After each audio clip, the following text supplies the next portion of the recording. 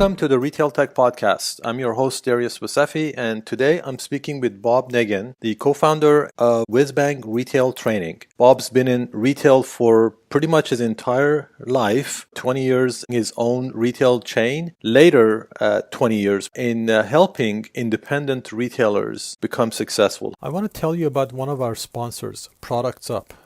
When you run an online commerce business, you want to get your products into as many distribution channels as possible. But managing all of your product catalog details into every one of your channels is a lot of work and can be mistake prone if it's manual. That's why Products Up has come up with a product content network that connects data between manufacturers, retailers, third-party data suppliers, marketing, retail, and shopping channels from around the globe. Using the Products Up platform, you can quickly and easily understand and transfer your product content to anywhere it needs to be.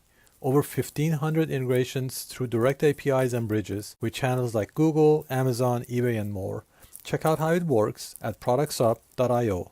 That's productsup.io. How are you today, Bob? I'm great, Darius. Thank you for having me. I really appreciate the opportunity. Thank you for joining me.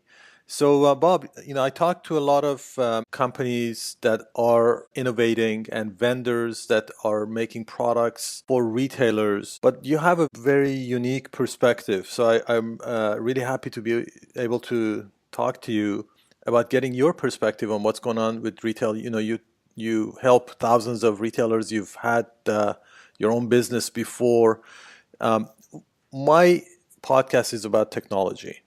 So my first question to you is that how do you see technology challenges being faced by independent retailers? Sure. So and again, as we discussed before we actually started recording, most of our community is small to mid-size independent retailers. And their challenge is bandwidth.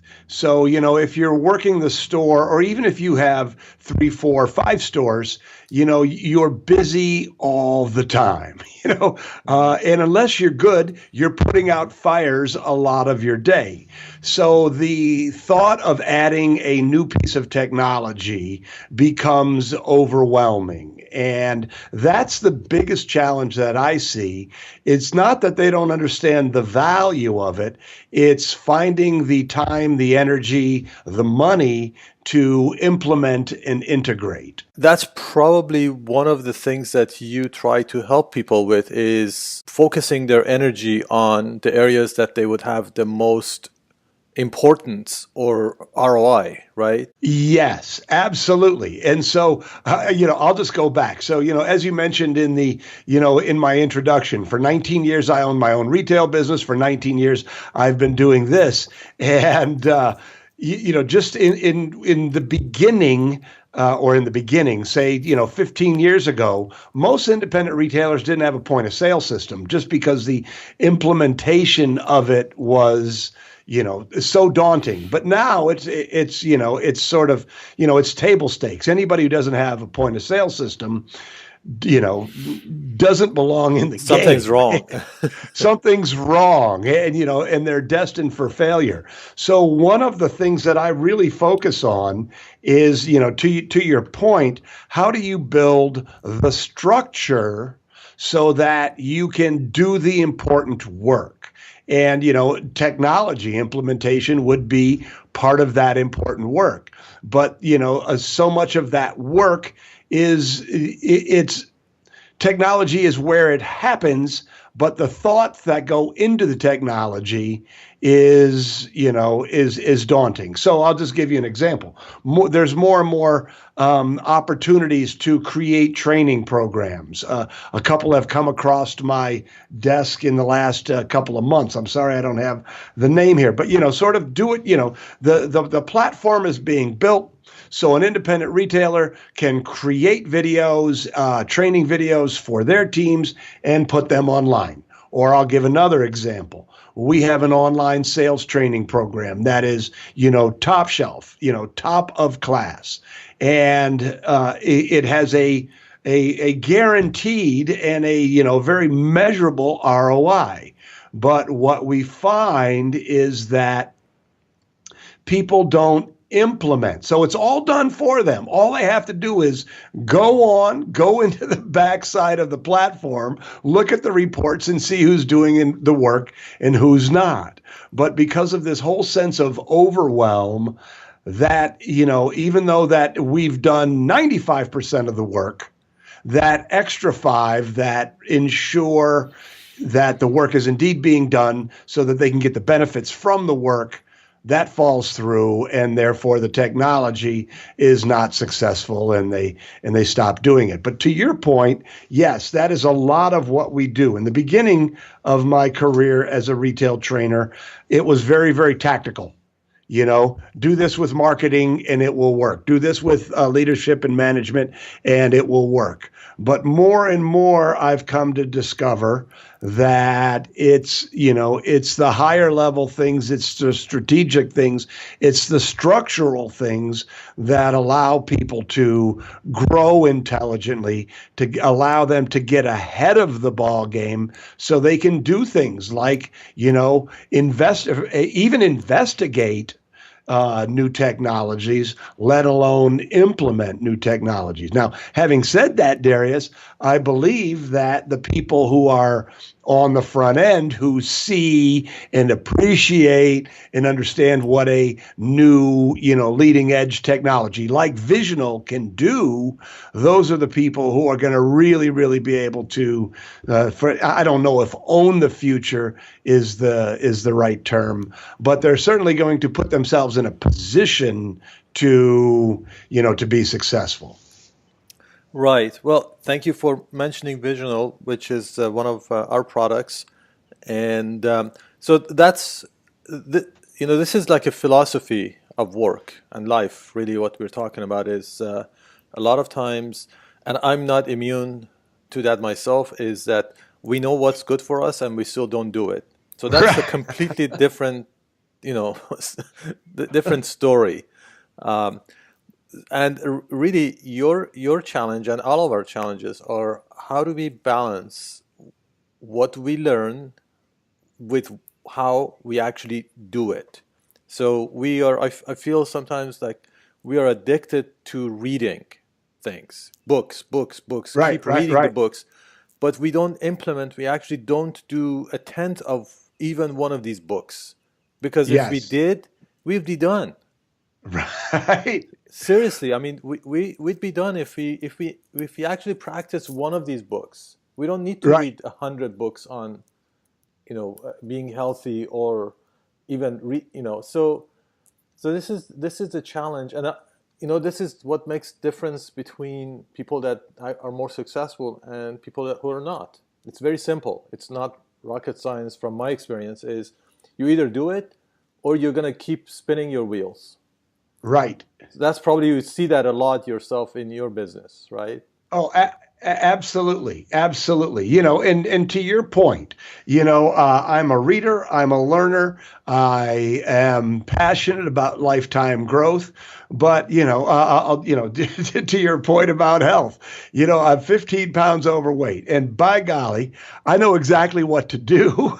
But how come I haven't lost that 15 pounds? And I think that it's human nature. But one of the things that I caution everyone, including myself, on a regular basis, is this whole idea of if all you look at is what you haven't done, it's demotivating. If you're looking at the progress that you truly make, it's motivating. Darius, are you familiar with Dan Sullivan? No. Well, so I'm going to recommend Dan Sullivan to you and to all of anyone who's listening here. In my opinion, he is the best business thinker for entrepreneurs anywhere, and he's not tactical at all. But he has this concept called the gap. And, do you mind if I give a super quick explanation of the gap? Please. So think about this, so everybody understands what a horizon is, right? And the horizon is a mental construct. But, and the ideal for us as entrepreneurs, I'm assuming that everybody who's listening to this is a striver, is an achiever, is working hard to do something. That's a good assumption. That's a good assumption. So, the ideal, if you're an achiever, if you want, if you're out there, you know, sweating it, working it, doing it like I know your listeners are, then you have an ideal. But the problem with the ideal is that the ideal, like the horizon, is a mental construct. And so Dan Sullivan's got this. So think of it as a line. And so the top line is the ideal. And then there's two lines underneath that. And the bottom line is what we'll call actual one. And actual one is your reality. It's all the things that you've done. So, Darius, I would look at you and say, oh, my goodness, here is a guy. He started a podcast. He started businesses. He's helped develop this amazing product, Visional, that Darius, I think is going to be I think it's going to be a world beater. You've done a lot of really, really significant things with your life. And so when you look at that, you go, wow, that's wonderful. I've done that. And when you think about how far you've come, that becomes motivating. If you think about how far you haven't come, that is demotivating. And look right between the that ideal and the actual one is actual two. And actual two are goals that you set, are things that you're trying to do right now.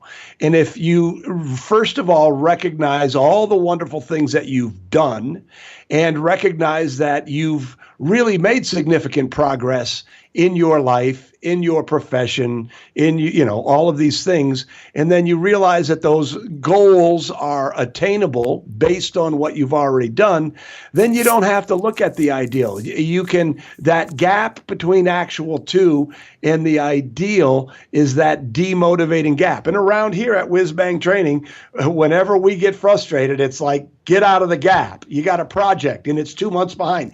Get out of the gap. We've already come this far. So, I think that, as people who are achievement driven, we tend to get down on ourselves. And when you get down on yourself, it slows you down. When you recognize how far you've come and set a goal that's attainable, then that's motivating. So, yes, but that's a long response to that, fairly simple question that you asked is, yes, it's all right there. The internet has allowed us all to find the information we need. We just need to pick and choose the right information. Yeah, I think that's, I mean, you definitely hit it on the nail, is really focusing and at least keeping in mind your accomplishments and not just That's right. focusing completely on what is not here. So, Right. yeah. So, I mean, even I would say, even Jeff Bezos, the richest person in the world right now, if he put a list of all the things he hasn't done that he wants to do, it's going to be longer than probably what he's done. I mean, that's again human nature, as you said. He probably Yes. wants to go to the Mars and whatever, do all these things, and he hasn't done them yet. Right. So Right. Well, yeah, and it's also, I believe, so, I think it's an interesting conversation also, and you did, mention that it's a philosophy. So if you focus on, if all you focus on is what you haven't done, you are perpetually unhappy. If you focus on what you've done and what you're trying to do, you'll be happy and you'll be aware of your desires. And so in those two things, being happy with what you've done and being aware of what you're trying to do, I think that's the recipe for happiness, because it means that you're moving forward, but you're also recognizing what you've done. And I don't know whether Jeff Bezos is happy or not. I mean, I hope he is, but, I think he's I've known a happy. lot of He people just who have done a lot and are not happy at all. right. I think from my distance view from the distance, he seems happy, but he is a driven person. He's Yes. so I'm sure he wants everything to get better, go Yes. faster, be more Yes. efficient. So, Yes. but it is really that balance of not getting to a point where that energy of things not being where you want them to be get you down, and you don't even do the productive things that you can do today. So I think that's absolutely correct. yeah. Yes. So now getting back to how this actually affects the retailers. It's Right. not easy to be a retailer in today's world, especially like a, No. store owner. So what are all the different things that a retailer has to handle on a daily basis? Well, and so this is and this is what we teach. So if you're a retail business owner, you are responsible for everything. But what we teach and our most successful clients, so we have a high-end group, a high-end mastermind called the Platinum Mastermind Group. And one of the beautiful things that happens as people spend time in that group and they're exposed to these higher level ideas is they recognize the importance of passing off the things that they're not good at and doing more of the things that they are good at. So, for instance, when I look at what makes a successful retailer, there's a couple of, sort of pillars. And, one is your personal business skills. This is what we're talking about here. How do you manage yourself? How do you manage your focus? How do you manage your time? The next one is marketing. The other one is, financial management, but even more importantly, your inventory management. So running a retail business, there are so many moving parts. It's preposterous. But that's what makes it fun and challenging. But the opportunity is to do things like, for instance, we work with a planning company, Management One, and we don't work with them; we recommend them because what we see is that most retailers at of any size need to use technology to plan their inventory levels, to plan their buying. And so this is what, the essence of what we're teaching in our higher level programs is, what do you love to do? And what you don't love to do, recognize what you don't do well and hire somebody else to do it so that you can play to your strength. And so that's sort of a roundabout answer to what do they do because they do so many things. And I'm sort of shifting my answer to what I believe the solution for a retailer to become more successful is to recognize their unique ability, their strengths, I call them their retail superpowers, and to play to those strengths and then to find people to do all of the other things that they don't do. Okay. Yeah, so this is this is actually exactly what I wanted to start at least talking about is where do people spend their time and where should they be spending their time and what should they spend it on? Got it. I see what you're asking. Yeah, there is in technical circles there is an idea of the stack, and what we talk about is the technology stack. When the technology stack is basically all the different pieces of technology that have to be in place for an operation to work from one end to the other end, like a customer facing all the way to fulfillment and completion. So for a retail store, I'm sure there is a stack of things like that you Yes. mentioned. The personal, skills, marketing, financial management, inventory management, employee relations, hiring, firing, training. So this is it's a big stack. It's a big stack. So this is like, this is a very interesting conversation because really my goal personally is to help local independent retailers succeed and be in business. But seriously, if things are just getting more and more difficult for them, how realistic is that? And are we, as myself, as people in technology, are we actually helping that process, or are we actually adding more things to the stack, make their life even harder?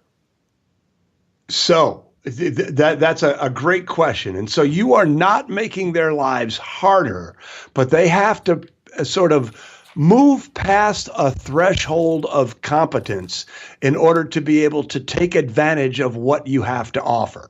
So I'll just share a couple of things. So when we work in our higher level groups, or if I work with a client one-on-one, we always go back to the structure. Because without the structure, you're never going to free yourself up. So what do I mean by the structure? I mean, so you have, so we work from sort of the EOS traction model. So we have a thing called, that's basically an organizational chart. We call it the retailer accountability blueprint. So you have a business structure. And most people in your world probably intuitively create an organizational chart. But most independent retailers don't, because they get into their business because they have a passion for a product, right? Okay. The bike rider opens a bike shop. The quilter opens a quilt shop. So we go back to the structure. So when we talk, I love that concept of the stack, but you have to build the stack structurally. So for instance, we're having in May a 3-day intensive program here in the office to help people build their marketing plan. Why? Because if they don't build a marketing plan, all they're doing is jumping from thing to thing to thing to thing to thing to thing to thing. You build a plan, you can use it. When we talk about, leadership and management, you talked about that. Hiring, firing. What do? You create a training program. Why? Because when you create the program and you execute and implement the program that you've created, you don't have to, recreate that wheel every time you have a new hire. So that stack is absolutely the right concept. But what has to happen at a bigger, deeper level is the stack needs to be created as a process, as a system. And this is where I think, Darius, that technology comes in. Because, everything that I've ever built has been on a Word doc, or before that on a typewriter, right? Mm-hmm. And now the technology is making it easier and easier and easier. Let me give you an example. Training. Technology, having a simple phone and a private YouTube channel allows anybody to create a video-based training program. Everything that's in your head, you make a simple video, you drop it on your YouTube channel, you send an email out to all of your team members and say, watch this video, answer this question so I know that you did it. So to your statement, I don't think that you're adding things. I think that you're providing tools for the people who are competent enough to take advantage of them. Right. I mean, I agree with that, but I think there's just like so much anybody can do and do it, relatively well without being, again, I think the key word here was overwhelming. We're all human beings. We're not Cylons yet completely. So we need some sleep. We need to exercise. We need to take care of our health. We have families. So again, it's like, my concern is that do retailers have to cut so much from their own personal life and everything to keep track of all these things? And every one of these areas that you mentioned has its own stack under it. So if you look at marketing has its own stack. Hiring and training is so this is what my concern is, that it's just becoming so overwhelming that people are just not going to be able to keep up. Please let me speak to that, because this is something that I'm super passionate about. So I'm going to use the example of our Platinum Mastermind group, because these people, they all, they're all successful people. But invariably, when they join the group, it's because they have a business that they're working super hard at that is successful, and they are proud of. But at the end of the day, almost always, no, and I'm going to change that. Always, the first thing that they start to realize from being surrounded by other people who have gone through this exact same process is that you must take the time off. that you must find time and space for yourself. That unless you rest, you will never be successful because A, you won't have the energy to be successful in your work, and B, I believe that that your business exists to serve your life. And if you're not, and if you're not having a successful life, if you're not hanging out with your kids, if you don't take vacations, you're not going to be successful. So I'll just share a quick fun example. So a woman joined, very successful. She's got 3 high-end women's clothing stores. I mean, really, really does good work. Smart woman, successful business. 3 young kids, beautiful family, all of these things. But the term, and I didn't coin this term, but the term was when they join, they're a hot mess. But then they realize that, so in the case of this particular person who I'm using as an example, after being in the group for a year, the next summer, she took 4 weeks and took her family to Italy. And it changed her business, right? Her removing herself from her business allowed her to be a better business person. So when you look at these stacks, when you become a better retailer, what you start to do is to look at these stacks very, very objectively. If you're not looking at them as a process, as a project, as a system, all you're doing is putting out fires. But if you say, look, okay, the first thing I'm going to tackle is a marketing plan. The second thing I'm going to tackle is, a training program. I'm going to hire management 1 to do my buying for me. And you start to see the pieces and parts of a retail business, and you extract yourself personally from the overwhelm and start to look at it as you're a technology person, as a project. Here's my business. Here's the project. This is what I need to do. All of a sudden, great things start to happen. Right. And so that overwhelm, the overwhelm never goes away, but you manage it so much more successfully. Right. Yeah, I mean, yeah, it shouldn't go away. And this actually is another topic that I'm pretty passionate about, and I'm actually thinking about starting a new podcast on, is the concept of day one. I don't know if you've heard of that or not. No, please share. So day one is pretty much the idea of never ending innovation and improvement. Okay. Every day, especially when you're at the top. Oh, the natural human behavior is that when you are successful and you do good as a company, as people, a lot of times, you rest, you let go. And that's when the downturn starts. This is the Jeff Bezos's, he used this concept even from his 1997 employee or the shareholder letter. He talks about it, is that every day is day one. What happened in the past doesn't matter. Today, we're just starting, and we're going to push as hard and harder every day, regardless of what we accomplished. So I think that's really the same fundamental but you have to balance it. You don't want to be paranoid. You don't want to get sick from worrying about things, but you want to keep that drive going. Yes. And what I would say to that is that you can't keep that drive going running on manic energy. That's why it's critical that you take time off, that you proactively build more time off into your life, because you just have to recognize that you're running a marathon, not a sprint. I'll share something else that I think is very, very important, and that's this whole idea, and it really ties into what you were saying there about innovation. And so I have a friend, Chris Knight, and he's a brilliant guy. I love him. And he has a quote that I think back on a lot. He said, in the beginning of a business, the more you do, the more you make. And in the beginning of the business, that's when you grind. That's when you work. That's when you're doing the stuff. But he says, but there comes a time in your business where the more you think, the more you make.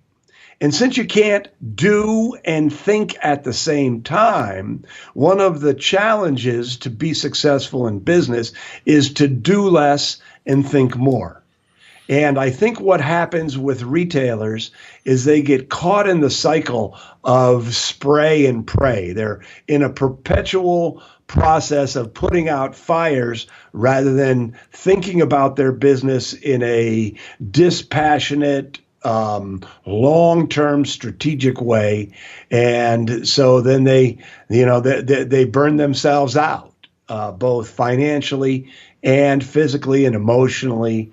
And so, yes, there's a need to be innovative. There's a need to think creatively. But I would contend that taking time off, that taking long vacations, that not checking your emails every minute of every day, and really truly unplugging. So I'm sure you're familiar with Cal Newport and deep work. This whole idea of thinking about your business in a deeper, more meaningful way is really how you get to that place where you can do that meaningful work and be innovative. But you have to give yourself the opportunity to unplug from the day to day to be able to do that. Right. Yeah. Well, these are great quotes. Actually, I'm going to make a note in the show notes about all the people you mentioned: Cal Newton, Chris Hackett, and Chris Knight. Chris Knight. Sorry. Yes, Chris Knight. Yes. And Dan Sullivan. Yes. So good. Well, and of wonderful. course, I mean, they deserve the credit. Right. Well, so the getting back to the technology, where do you think? So we talked about the POS. Right. Some of the other things that, for example, retailers or let's say independent retailers, they probably get bombarded every day by people trying to sell them technology. Yes. Right? That's going to save their life and save their business. Right. So, and it might, but again, each one has its own merits and ups and, pros and cons. What do you think are the key? Let's say if you were going to, talk about the key technologies that you think would really help an independent retailer. So Great. You talked about inventory management. Yes. So would you define social media as a technology? Okay, good. Yes. So the first thing that let's go back to these sort of these key stacks. The one is managing your inventory, and that is critical to your success. And so there's two pieces of technology one is a piece of technology, the other is a service that relies on technology. So your point of sale system, if you don't have a point of sale system, my feeling is, it really is kind of time to get out of the game. It's that, it's table stakes anymore. But then, any good buying service, and again, I reference Management One, there are other services out there. The reason they're so successful is because they are using technology. They're using machine learning. Their algorithms, their planning algorithms are always being tweaked and tested, and they're using big data to help really, really make buying for an independent retailer easier and more successful. And so this is a great example of the cost of technology going down, so a smaller business has access to it. When we talk about marketing, of course, social media is a huge, huge part of marketing any business. But, I love Sally Hogshead's quote. She was one of our keynote speakers a couple years at our Retail Success Summit. And she said, social media is not a strategy. And it's true. Social media is just another way for you to connect with your customers. So when we start talking about technology, I really just see technology when it comes to marketing and the customer experience as a way to extend your personal relationship. So authenticity is really the next great frontier for independent retailers, or for you, or for me. I try to bring my best, most real self, and all the things that I do with retailers. I try to bring that every day. When I make a video, I try to bring authenticity, because that's what people want. Amazon doesn't bring authenticity, but an independent retailer does. And technology allows you to effectively and efficiently show yourself, to tell your story. So, and that's what I love about video. And, sort of the trend towards video is it allows that retail store owner, to do all this fun stuff that really show who they are. So, and that's why I love Visional. I just think that, like I said, I just think that when Susan and Susan's my partner, and she's also a retail expert. When Susan and I saw Visional, we were like, wow, that's an amazing product. And it's not because of the technology. The technology merely enables someone to extend their personal reach, in another way. So the technology, what I love about the technology is as technology progresses, it becomes more accessible, it becomes easier to use, and it becomes less expensive. So what I'm gonna predict is that you're gonna see more and more and more independent retailers using technology. My only question is, are they gonna use it correctly? Like social media. I see a lot of people using social media, but not many of them using it well. So did that answer your question? Yeah, so I think that's definitely covers a part of it. So some of the other technologies that I see can help is, for example, the concept of clienteling.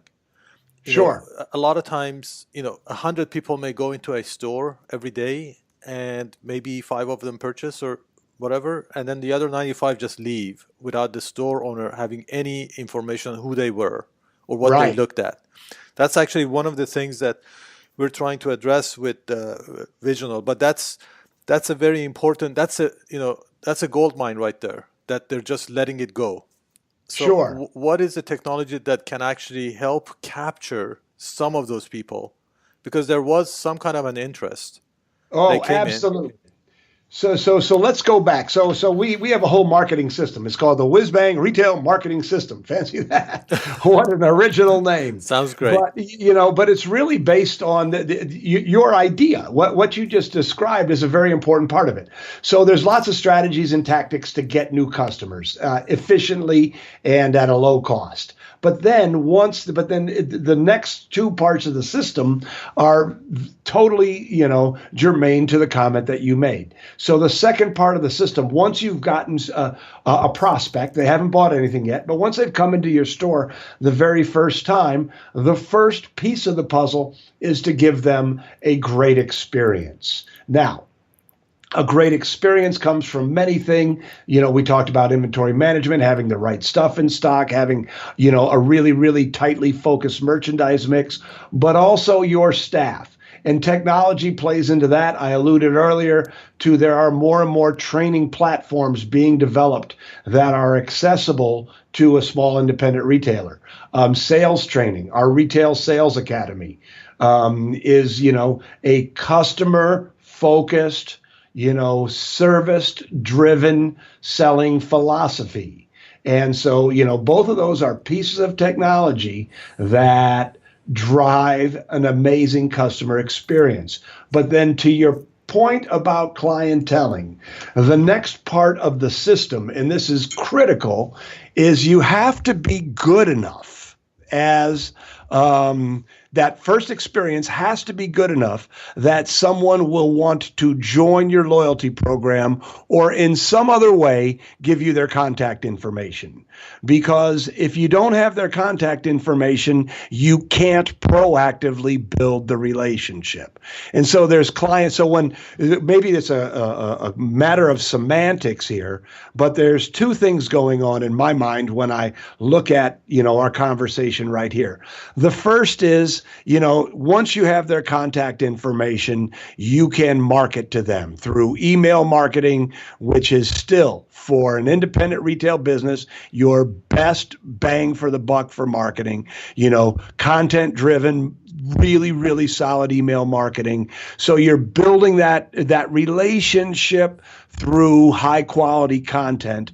But then to your point, you also then have their contact information. And if someone is the right kind of prospect, then you can start engaging that whole idea of clienteling. Clienteling is marketing at a very, very personal level. And most independent retailers don't have the bandwidth to engage in serious clienteling, but all retailers have the bandwidth to get a contact information, build that customer database, and then stay in touch. Right. I have a quote, it's not your customer's job to remember you, it's your job to be remembered. That's a great quote. And and to your point, Darius, there's technology for clienteling, but people have been clienteling for generations now, but the technology just makes it easier and more efficient, and it allows managers to follow up and that sort of thing. Right. And I mean, really just from a point of the person of a technology person and somebody that's built these tools, I think we should take responsibility for some of the reasons the technology is not being implemented and utilized.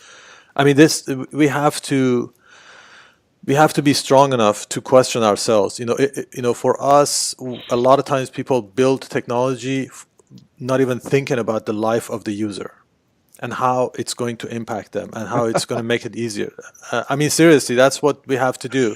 So, I still think that, yes, all these clienteling software and everything is there, but something is missing.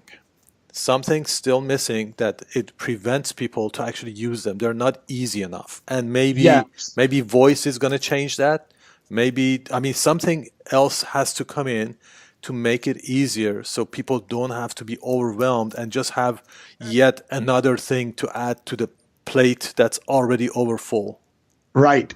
Well, so good. I'm glad, what I'm doing right now as we speak, because right before we got on this call, I was going through our Facebook. We have a private Facebook group called WhizBang Retailers, and I was just scrolling through it. And by the way, any of your listeners, we'd love to invite you to join.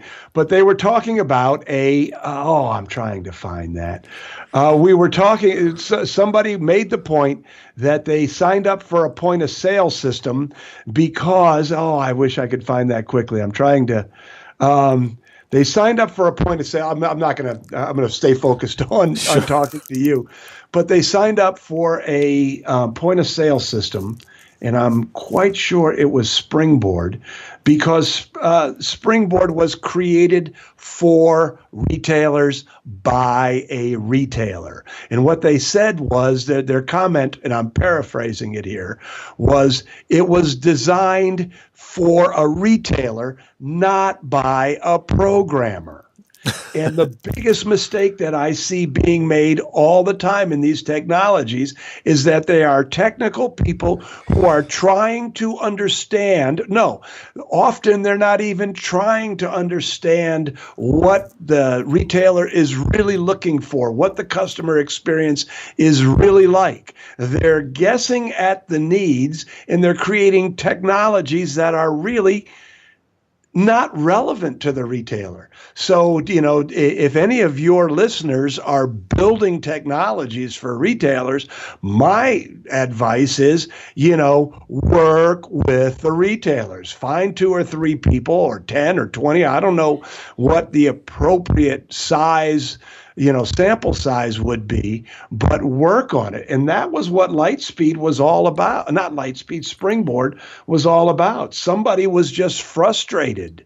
They were like, I can't find a point of sale system that speaks to me, that creates the kind of reports that I want. So what did he do? He started his own point of sale system so that the user experience would be correct. Right. Yeah. So the only thing I mean, that's exactly it. And I love the fact that users are actually getting into the action and taking the responsibility and actually building their own products. I just hope that they don't build it for Windows 95 and they get Right. stuck there. Seriously, that's Right. the other problem is that there are a lot of technologies that are really built and they have mass usage even from the last Right. 20, 30 years, and they are just outdated. Yeah, oh, absolutely. So, Absolutely. Yeah, no, I couldn't agree with you more. And I apologize for going on that rant. And no, I did not. that's good. So That's good. I found it. I found it. Okay. So I'm dealing with tech platforms. It comes from Barbara from Alameda, California. I'm dealing with tech platforms. Oi! One of the main reasons I went to Springboard over the others is because it really was created by retailers. They speak English, as in they think about the customer experience, not JavaScript. Right. So that was the quote. And I apologize if I went on a rant there. No, that's good. That's what I'm looking for is the real deal. So Yeah. now one more technology website or Yes. e-commerce website. Yes. Should independent local retailers have an e-commerce website? That is a great question. And now, and before we begin this conversation, or I give you my answer, I would say that my wife Susan and I disagree on this point. But since I'm the one giving this interview, I'm going to tell you the one that I'm right. And it's Give me the right answer. so in my opinion, most independent retailers. Don't have the bandwidth, are not doing the fundamentals well yet. So we talk about stacks.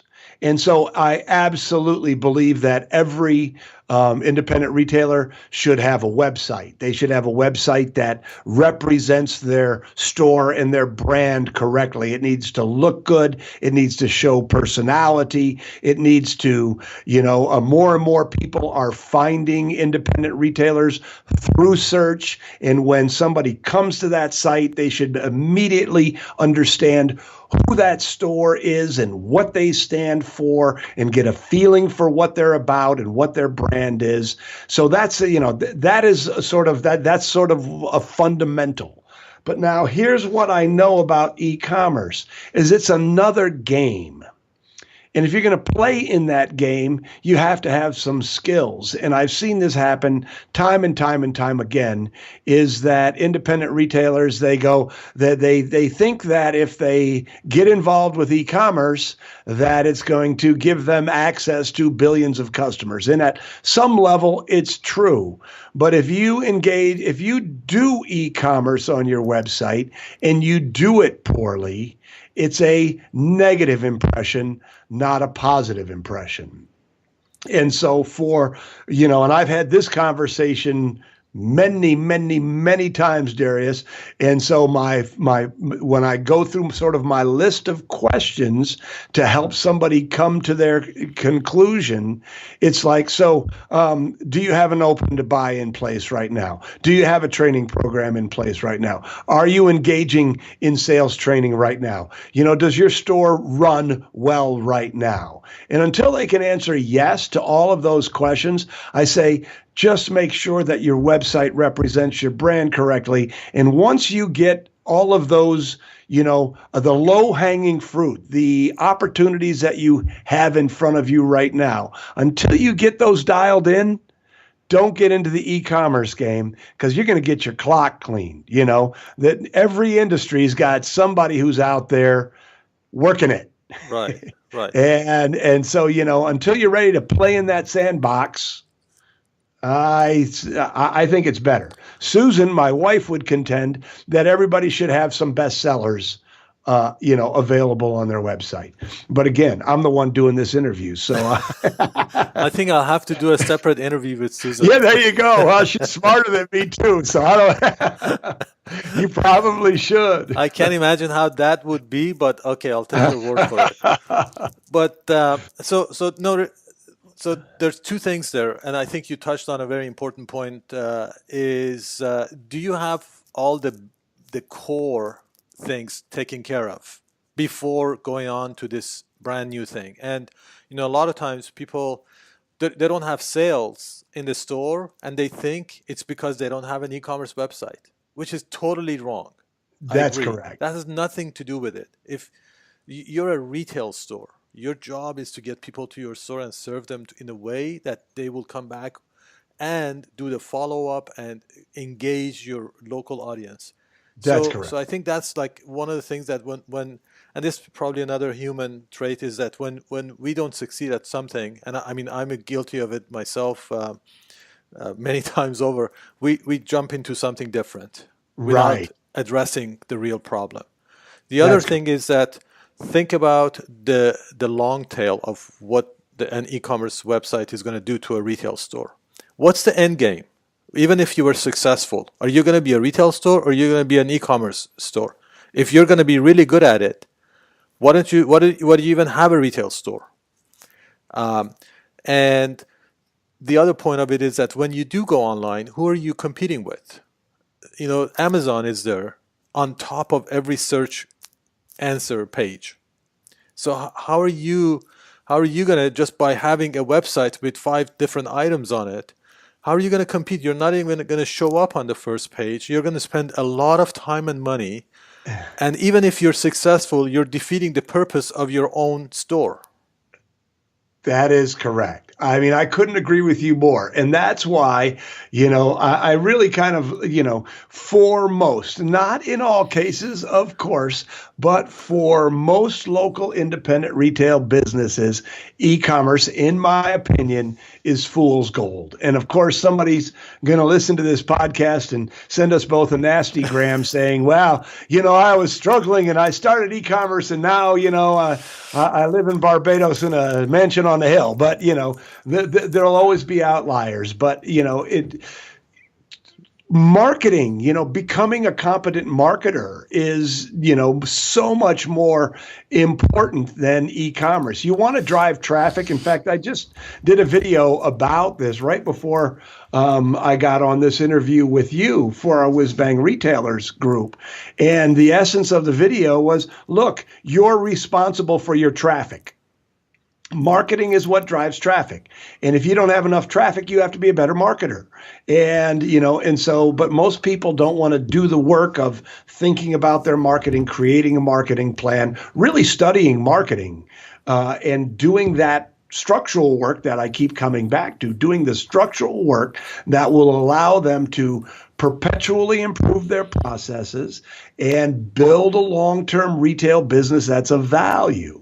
They're slow. They don't know what to do. So they work for the next shiny thing, which in the case of this conversation is, e-commerce site. Right. Yeah. So, I mean, these are some of the challenges, but I think in every one of these, there is an opportunity for people to actually get better. Now, I know, we're already over our time, but what I want to finish with is I didn't get a chance to ask you actually to give me a more complete overview of what WhizBang does, the type of trainings and Oh, seminars, sure. conferences. Sure. Okay. Well, I would love to talk to you about that, Darius. So we are really going back to my experience. So for 19 years, I ran a retail business and I didn't know what I was doing. I was like most independent retailers. I just opened my business because I loved flying kites and I thought it would be great to own a kite store.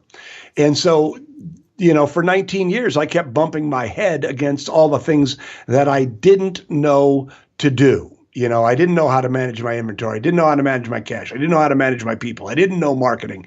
So through the course of those 19 years, I figured it all out. Part of it was I met Susan, who was a department store executive. So between us, we had this combination of me being the sort of street smart entrepreneur and her being a trained retail professional. We really were able to blend those two perspectives and create something really special. And so we offer a series, we offer programs, Our signature product is called the Retail Mastery System, and we've sold over 3,000 Retail Mastery Systems all over the world. It's an 11 module program. It covers 11 key retail skills. It's the most comprehensive training program for an independent retailer anywhere. One of our very successful clients said the Retail Mastery System's like getting a Harvard MBA in retail. So we have products and programs. We also have the world's largest educational event. Excuse me, just a moment.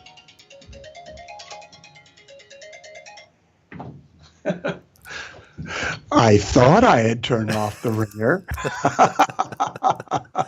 No worries. Clearly, I hadn't. We also have the world's largest educational event for independent retailers. It's called the Retail Success Summit. It's coming up in the middle of, at the end of June. Several hundred, usually between 400 and 500 independent retailers come to Grand Rapids, Michigan. We get world-class speakers. We've had Brendan Bouchard and Sally Hogshead, and so we have events, and we have events in this office. I was talking about our 3-day marketing intensive, and so we do a lot of that sort of thing. And the other thing that we do that is really having a huge impact on our clients is we offer customer-focused sales training, online sales training through our Retail Sales Academy. And, the world is filled with sales trainers who are all about making the biggest sale, right? Mm-hmm. They really kind of teach a pushy, manipulative selling process. And our sales process, it's called the 6 Steps to the Perfect Purchase, is all about getting that customer to the exact right thing for them. And it's kind of a 180 from what most people teach, but it's really, really powerful and it works. So you're giving your customers a better experience, and you're putting more money in your pocket. And that's, of course, as we teach and as we've talked about here, and I know it's kind of your business philosophy also, is that for independent retailers to be more successful, there has to be an intense focus on the customer experience, because the customer experience is really the only competitive advantage that independent retailers have. So the Retail Sales Academy not only does it have a tremendous financial ROI, but it really gives, those on the floor sales associates the tools they need to give the customers the service they deserve. And that's where I also want to kind of plug Visional, because what I see is if a trained Retail Sales Academy professional being armed with a tool like Visional, oh my goodness, that is, it's a recipe made in heaven for an absolutely amazing customer experience. So thank you so much for that. I wholeheartedly believe the same. So that's my goal as well, is to help retailers, get more traffic to their website without having to get people to come to their store. I mean, right. So with that, I want to thank you, Bob. This was definitely enlightening and awesome to speak with you. There is so much knowledge and experience that I can't, stop. I want to keep listening. But well, we can do it again if you'd like. Yeah, we can do more. Again. Absolutely. I really enjoyed our conversation. Yeah, great. Well, thank you so much, Bob, and have a great day. Well, thank you, Darius. I appreciate the opportunity.